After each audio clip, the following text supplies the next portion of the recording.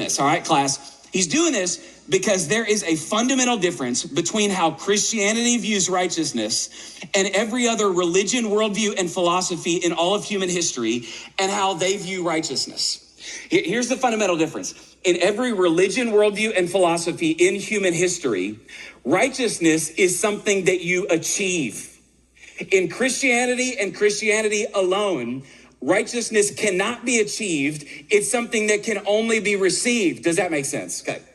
Now, so when you look at all of the religions, worldviews, and philosophies in the world, it's something you have to achieve. It's if you adhere to the 5 pillars of Islam enough, if you're as devoted as you need to be to Buddhism's 8-fold path. In Mormonism, I'm going to read a quote. By the way, Mormonism is a cult.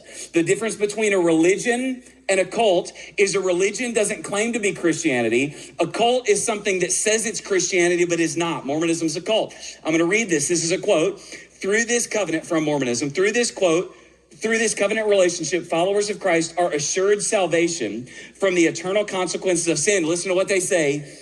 If they are obedient, it's achieved in secular. Some of you are like, well, bro, I'm not religious. I'm a secular person. Secular humanism is just as achievement oriented in righteousness as everything else. In secular humanism, it's, man, be devoted to this cause, wave this flag, put the pronouns in your bio, march for this activist thing. And if you do that, you've achieved righteousness. And if you don't, do better. That's kind of the vibe. You can do all these things. I mean, it's, legalistic Christianity. Don't drink, smoke, cuss, chew, or hang out with those who do. If you do it enough, all the things. Okay. Now, so it's achieved. In Christianity and Christianity alone, it's something can only be received. So think about this. Get this. Religion divides the world into good guys and bad guys. The gospel divides the world into bad guys and Jesus. That's what we're about. So you must understand this. In Christianity, you got to wake up and you got to commit to that, bro. You got to go for it. You got to go for it, okay? In Christianity and Christianity alone, good people don't go to heaven because there aren't any.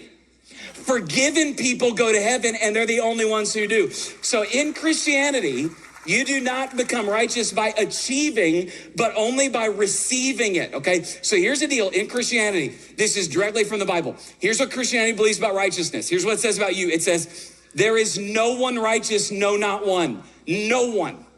No one righteous, no, not one. Now, if you don't believe that, you're like, oh, bro, yes, I am. I'm righteous. Okay, here's what I'm going to do. I love you. I'm going to give you a test. How about we take a test together?